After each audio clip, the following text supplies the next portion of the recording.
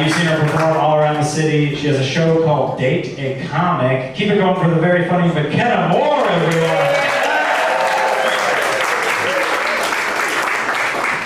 Hi guys, how's it going?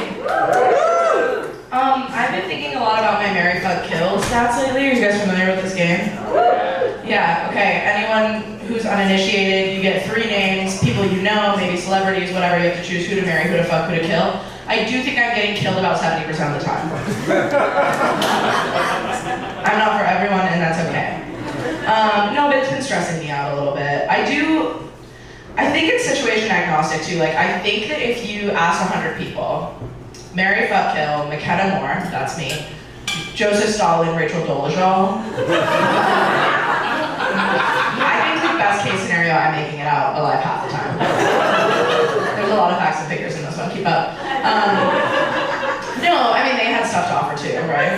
People loved them, probably. Rachel Dolezal is still alive. We'll talk about her later, I have a lot to say. I do think that when you play Marry, Fuck, Kill, you should have to say how you're gonna kill the person that you're killing. As a very frequent killie, I think that would make it a lot better for you guys. And statistically, like, some of you are gonna kill me probably like tonight. So I would like to submit for consideration. I think I'd be like a really good candidate for drawing and quartering. You guys know what that is?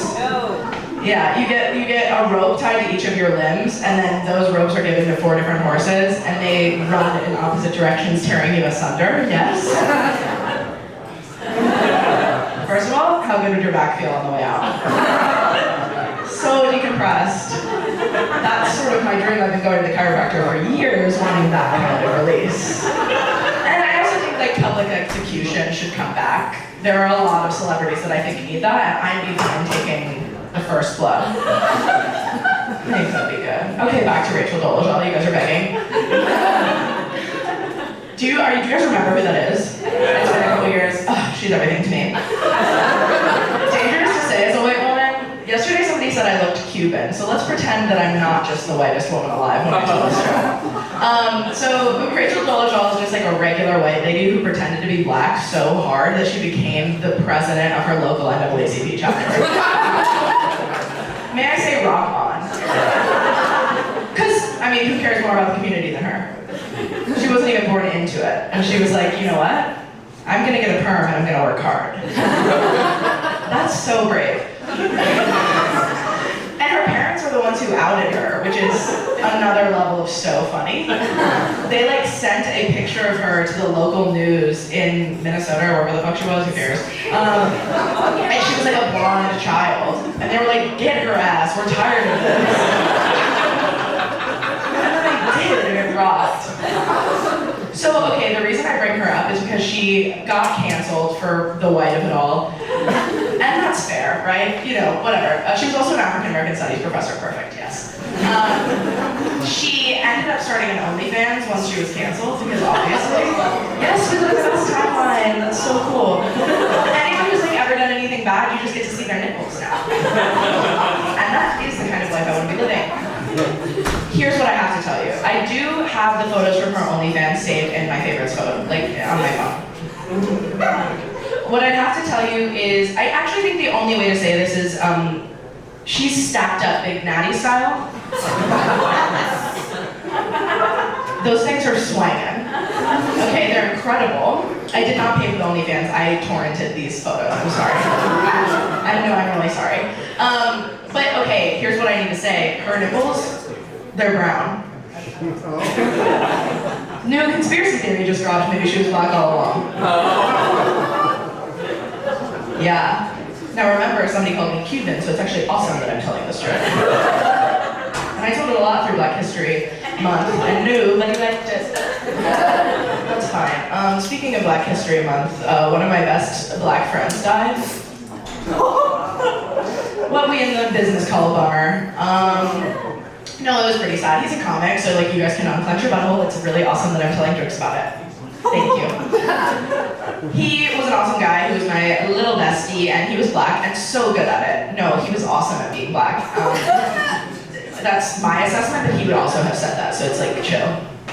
No, and he died, and I was one of his closest friends in New York, so I had to deal with a lot of the admin of his death.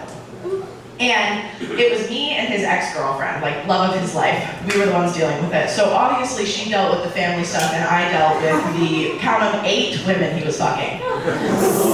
Yes. My boy would want you to know that he was slanging cock, okay? I don't want to say it, but I can hear him being like, tell, please tell. When we would be drunk together, he would sometimes lean over and go, just remember 7 3/4 inches with enough girth to get the job done. We like never hooked up. We arrived and left all parties together, so people thought we were hooking up, but like we just loved to gossip before and after parties. So it was nice to know, you know, what he was giving other women. And when he died, I had to tell, we call this, I was on hoe duty, right? So I had to tell all these women that he was dead, and I swear to God, 7 out of the 8 of them, the first words they said were like, fuck, that was the best dick I'm ever gonna get.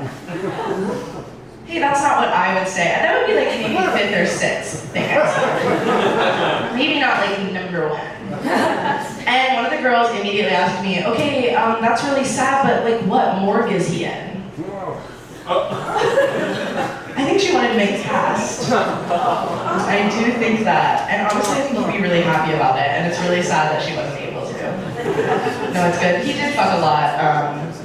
Good for him or whatever. And I was cleaning out his room. I was taking his bed apart.